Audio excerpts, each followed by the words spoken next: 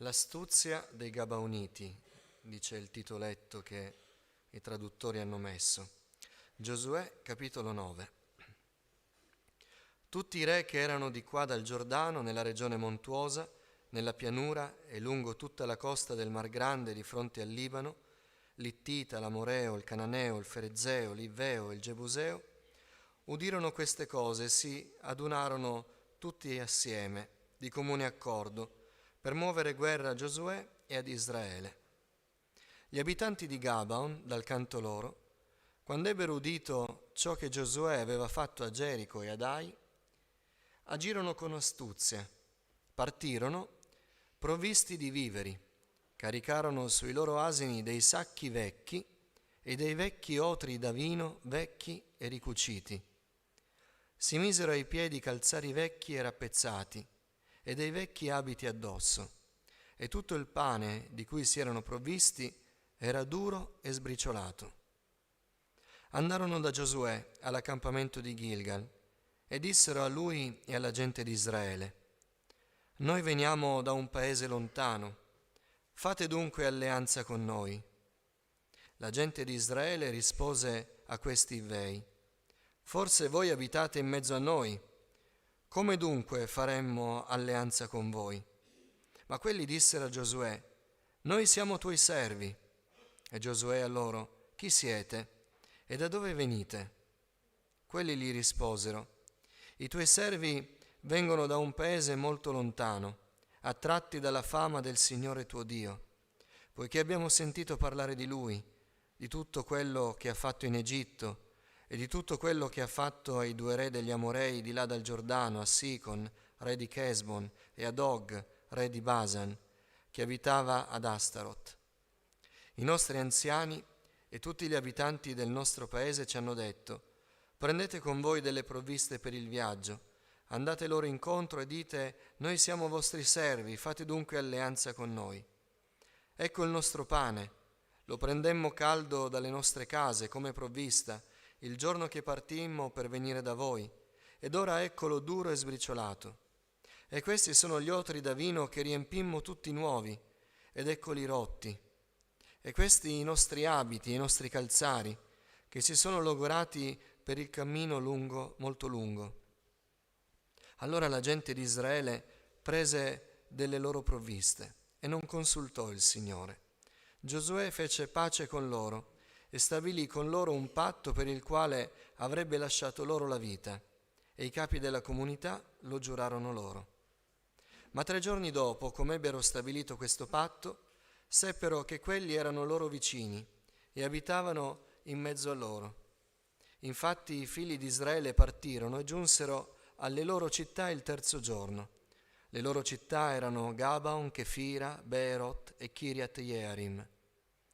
Ma i figli di Israele non li uccisero a causa del giuramento che i capi della comunità avevano fatto loro nel nome del Signore Dio di Israele. Però tutta la comunità mormorò contro i capi. E tutti i capi dissero all'intera comunità: «Noi abbiamo giurato loro nel nome del Signore Dio di Israele, perciò non li possiamo toccare. Ecco quel che faremo loro. Li lasceremo in vita per non attirarci addosso l'ira del Signore a causa del giuramento che abbiamo fatto loro». I capi dissero dunque: «Essi vivranno». Ma quelli furono semplici spaccalegna e portatori d'acqua per tutta la comunità, come i capi avevano detto loro. Giosuè dunque li chiamò e parlò loro così: «Perché ci avete ingannati dicendo: stiamo molto lontano da voi, mentre abitate in mezzo a noi? Or dunque siate maledetti, e voi non cesserete mai d'essere schiavi, spaccalegni e portatori d'acqua per la casa del mio Dio». E quelli risposero a Giosuè e dissero: «Era stato espressamente riferito ai tuoi servi che il tuo Dio, il Signore, aveva ordinato al suo servo Mosè di darvi tutto il paese e di sterminarne davanti a voi tutti gli abitanti. E noi per causa vostra siamo stati in gran timore per le nostre vite e abbiamo fatto questo. E ora eccoci qui nelle tue mani. Trattaci come ti pare che sia bene e giusto di fare». Giosuè li trattò dunque così, li liberò dalle mani dei figli di Israele, perché questi non li uccidessero, ma in quel giorno li destinò a essere spaccalegna e portatori d'acqua per la comunità e per l'altare del Signore, nel luogo che il Signore si sarebbe scelto, ed è ciò che fanno ancora al giorno d'oggi. Signore, parla ai nostri cuori della tua guida, della tua volontà nella nostra vita. Signore, noi vogliamo camminare fianco a fianco con te. Signore, noi vogliamo essere custoditi da te, oh Signore. Vogliamo essere, Signore, consigliati. Aiutaci ad avere un cuore pronto a cercare la tua faccia in ogni occasione. Aiuta me, Signore, a condividere la tua parola. Purifica il mio cuore. Scruta i miei pensieri, Signore. Riempimi di Spirito Santo per proclamare la tua parola e non pensieri personali. Te lo chiedo nel nome di Gesù. Amen. Accomodatevi, fratelli. Questa storia che conosciamo, una storia curiosa, una storia di furbizia. La fama di Israele risuonava in tutta la Palestina, in tutti i territori di Canaan, perché Dio aveva fatto cose meravigliose. Dall'inizio di questa storia, 40 anni prima, l'apertura del Mar Rosso, l'uscita di un popolo schiavo, e non un piccolo popolo, ma un popolo nell'ordine del 1.000.000 di persone, schiavo della nazione più potente della terra, uscir fuori, così, dalla sera alla mattina, letteralmente, e andar via. Qualcosa di strabiliante.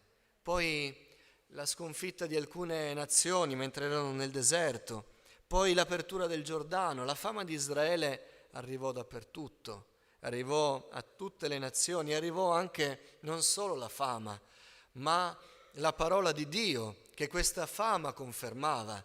La parola di Dio era questa: Israele avrebbe preso la Palestina, Canaan, perché Dio gliel'aveva data, promessa secoli prima ad Abramo, e Dio aveva ordinato di sterminare tutti i popoli lì presenti, che erano pagani come noi non immaginiamo, avevano raggiunto un limite di peccato senza possibilità di ritorno, e quindi Dio li aveva giudicati e loro dovevano essere sterminati. Quindi non solo la fama, ma anche la parola di Dio era arrivata a loro.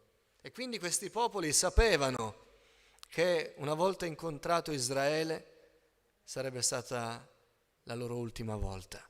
Ma molti non si rassegnarono, si allearono, fecero eserciti, ma gli abitanti di Gabaon erano degli Ivei, abitanti di alcune città, 4-5 città, si fecero furbi e dissero: abbiamo capito che il Dio di Israele è l'unico vero Dio, che non si può opporre resistenza all'onnipotenza di Dio, è inutile che ci alleiamo e combattiamo.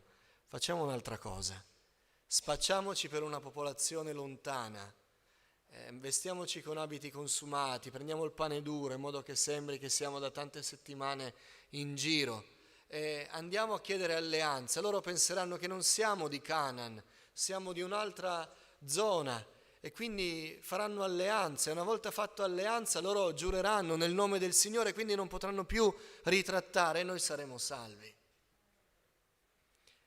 Una bella pensata, scamparono la loro vita. E Giosuè, i capi, furono ingannati. E c'è un dettaglio in tutta questa storia che passa così velocemente. La parola di Dio non si spende neanche molto, ma è in realtà il cardine di questa storia, una storia che poi procurerà un sacco di guai dopo, se voi leggete gli altri capitoli. Al versetto 14 c'è scritto della prontezza di Israele. Allora la gente di Israele, dopo aver visto il pane duro, gli otri rotti, prese delle loro provviste per darle e non consultò il Signore. Punto. E poi la storia va avanti. Sembra quasi un dettaglio, in realtà non è affatto un dettaglio, ma è ciò che determina la storia, le sofferenze, i guai. Questo dettaglio, che dettaglio non è, ci dice molte cose. Messo in questa storia, incastonato qui al centro di questa storia, ci dice molto. Ci dice innanzitutto che noi siamo liberi di fare le nostre scelte. Ognuno di noi è libero di fare le proprie scelte. E non sempre le nostre scelte devono essere demonizzate. Non sempre siamo animati da malvagità, egoismo, ma sono nostre scelte, tante volte travolti dalle circostanze, presi nella fretta di dover decidere per il meglio, e con poco tempo noi agiamo distinto, come fecero Giosuè, come fecero i capi di Israele che rappresentavano il popolo. Non scelsero tutto sommato malvagiamente, perché noi leggiamo qui che li troviamo pieni di compassione. Furono pieni di compassione quando videro questo popolo, che era un po' truccato, diciamo così, perché in 3 giorni raggiunsero proprio le loro città e fu scoperto l'inganno, ma a vedere l'impatto iniziale. Ecco perché tante volte quando dobbiamo raccogliere delle collette, i pastori fanno la parte dei cattivi e degli insensibili, dicendo aspettiamo un attimo, facciamo abbassare il livello di impressione, di emotività che ci prende. Furono presi dall'emotività Giosuè e i suoi. Questi erano vestiti di stracci, avevano il pane duro, avevano gli otri ricuciti e furono mossi da compassione, non possiamo dire di no. Furono amichevoli, erano in una terra straniera, non dovevano far avvicinare nessuno, dovevano essere sulla difensiva, sospettosi di popoli stranieri, eppure si dimostrarono amichevoli, pieni di disponibilità nei loro confronti, furono generosi, diedero le loro provviste ai Gabaoniti, furono pronti a rispondere subito fecero alleanza. In altre parole, quello che fecero, se noi lo prendiamo per quello che fecero,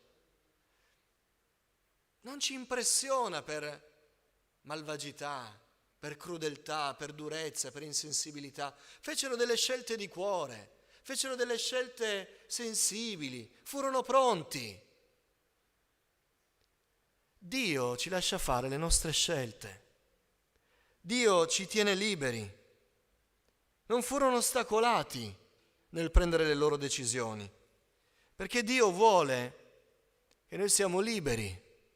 Anche noi non siamo mai ostacolati nelle nostre decisioni, siamo noi che decidiamo. Ecco perché possiamo parlare, quando incontriamo il Signore, di amore, perché Lui ci ama e ci lascia liberi di scegliere Lui, ma possiamo anche non scegliere Lui. Siamo liberi di fare le nostre scelte. Però attenzione, ricordiamocelo che siamo liberi di fare le nostre scelte.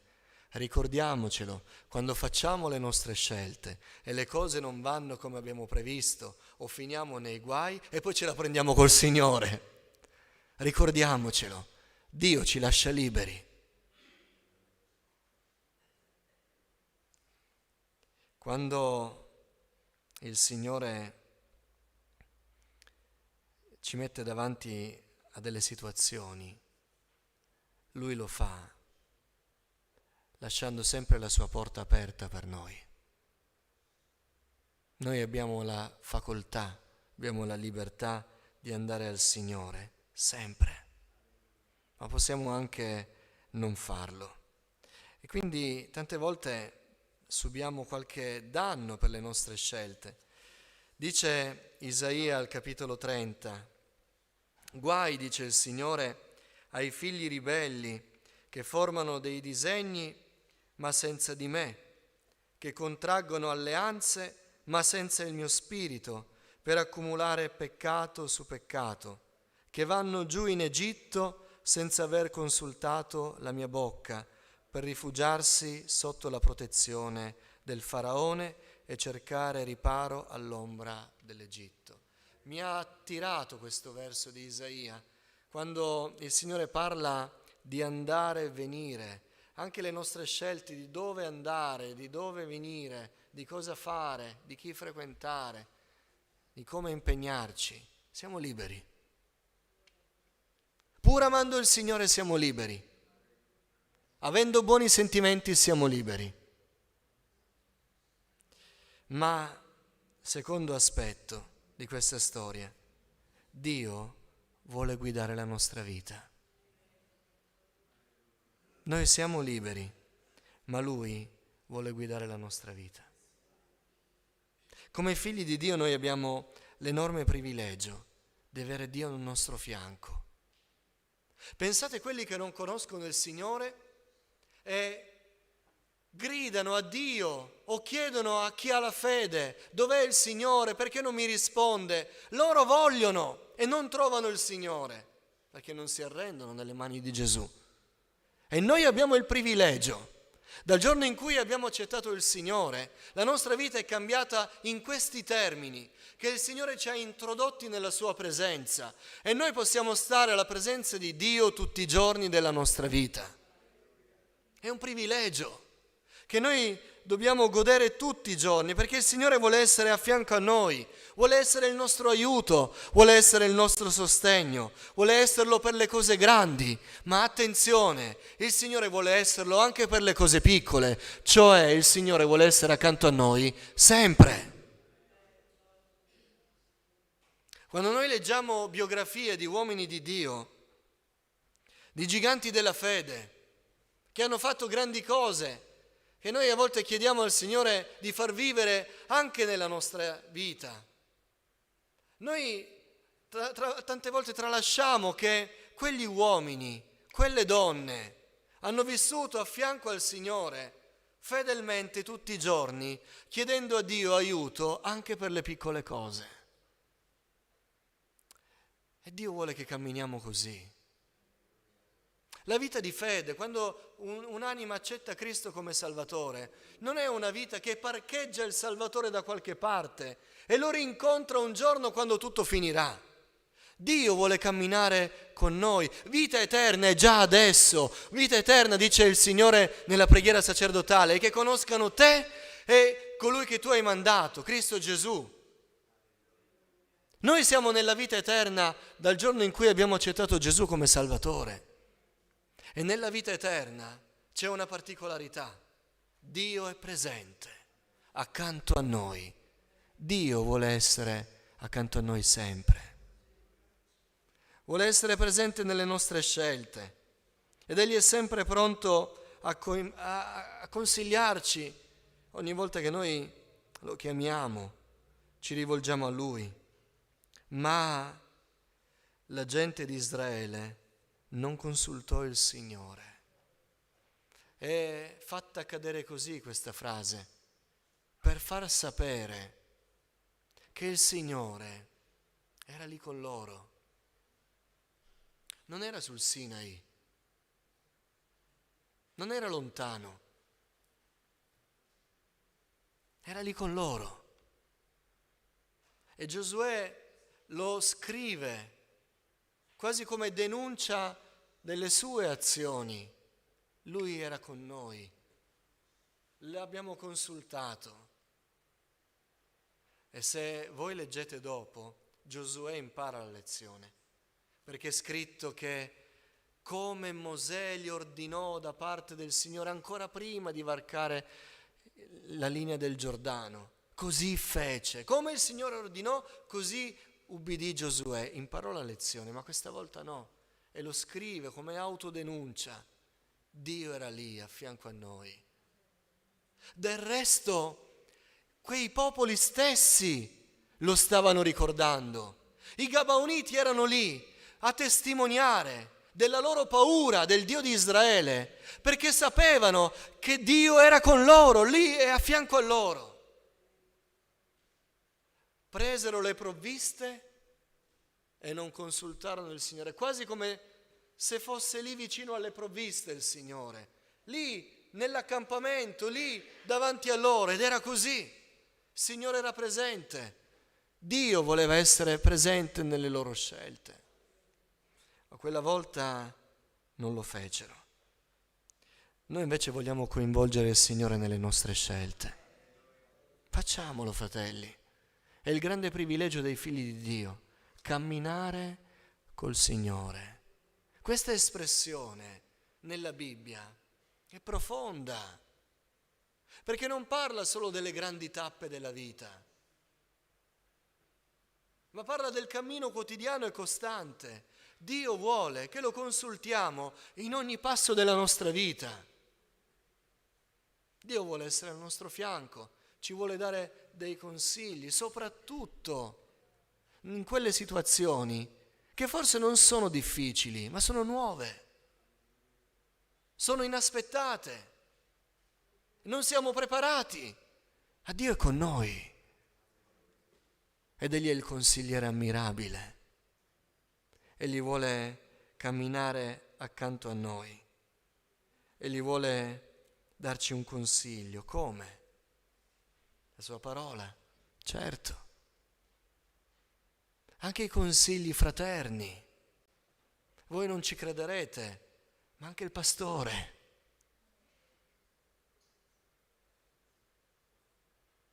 Parlavamo al campeggio di Cristo Signore sulle relazioni e ovviamente giovani non sposati, di tutte le centinaia di relazioni che una persona può avere, pensavano solo al fidanzamento. E davamo questo consiglio: attenzione, perché tante volte ci sembra che il Signore ci guidi, ma in realtà scegliamo noi. E quando abbiamo scelto il cuore intrappolato nei sentimenti, tutto viene letto con la lente e il filtro di quei sentimenti. Noi addirittura la parola di Dio la leggiamo a modo nostro, cerchiamo di tirar fuori un cuoricino, una frase, allora il Signore mi sta parlando, allora è lei la persona per me.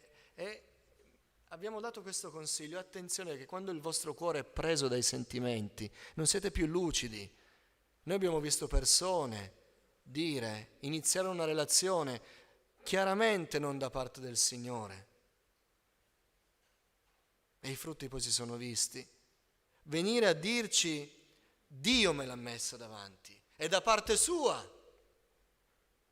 E allora abbiamo detto: guardate che forse è meglio se chiedete un consiglio fraterno invece di andare avanti per la vostra strada, perché tante volte quando il cuore è preso, uno che non è preso riesce a vedere le cose un po' più oggettivamente.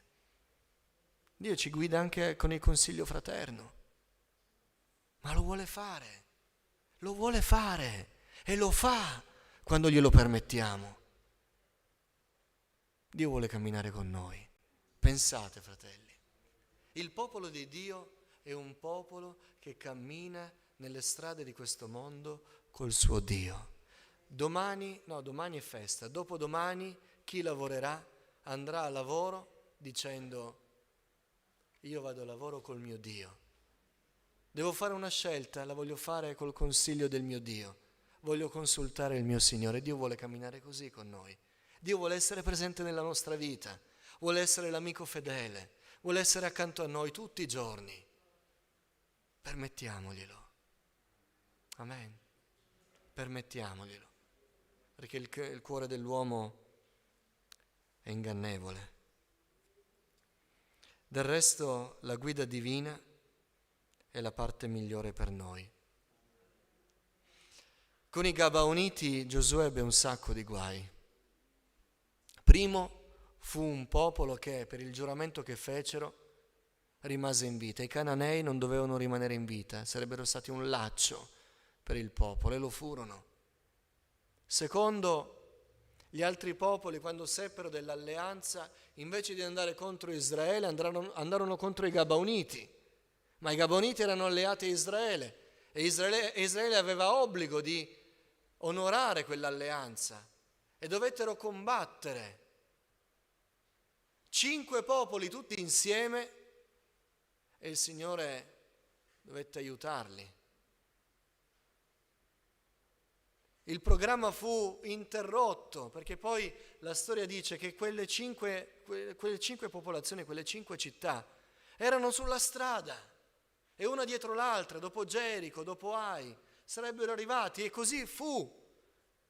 Ma ci fu quell'intoppo, quel grande esercito e furono chiamati a combattere una battaglia che non era loro. Quante battaglie che non sono nostre ci ritroviamo a combattere perché non abbiamo consultato il Signore. E uno dice, ma non pensavo che la conquista di Israele, che già era prevista faticosa, fosse oltremodo faticosa. Quella battaglia non era nei programmi.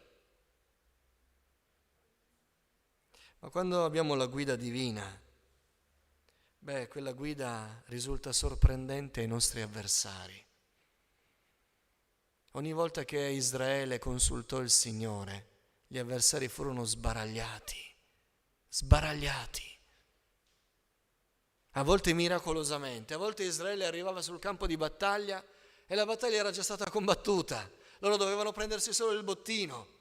Dio ha fatto cose meravigliose ogni volta che il popolo l'ha consultato. La guida divina è la scelta migliore per noi.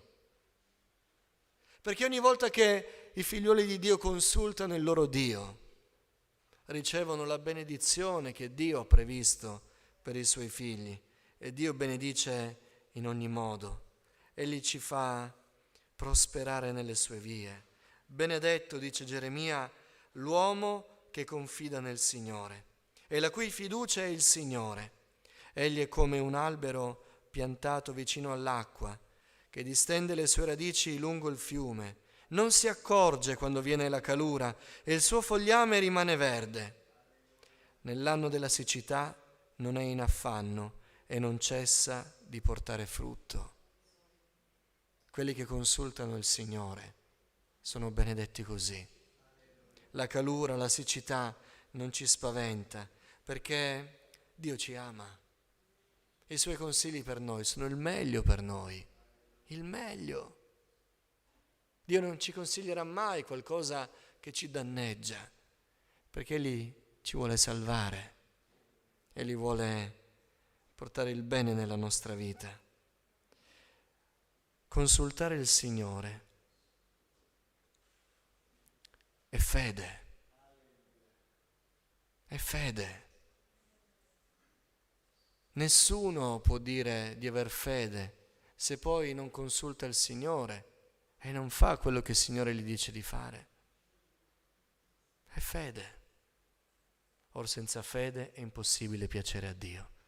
A noi vogliamo il bene nella nostra vita. Il nostro bene è stare con il Signore. Il nostro bene è camminare nelle vie del Signore.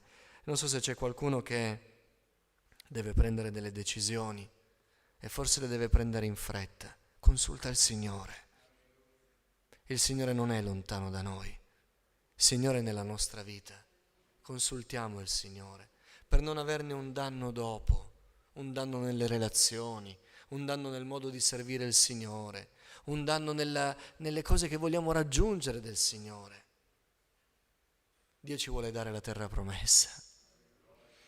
Dio ci vuole dare terra conquistata dalla sua grazia, dalla sua potenza. Egli vuole il bene per noi. A volte ci impressionano le scelte del Signore, ma ricordiamoci che solo Lui è il consigliere ammirabile. Ci va un po' di umiltà. Bisogna fare un passo indietro noi e dire al Signore, Signore, consigliami. A volte riconoscere la voce del Signore si può fare soltanto con l'attesa, a volte perché non attendiamo, perché scalpitiamo, perché desideriamo, perché siamo convinti assolutamente e agiamo. A volte il Signore non risponde perché vuole che attendiamo e ci fermiamo. Noi non vogliamo fare come Giosuè e Israele, non vogliamo lasciarci ingannare, vogliamo consultare il Signore ed Egli ci guiderà in ogni cosa. Vi chiedo di alzarvi in piedi. Preghiamo il Signore.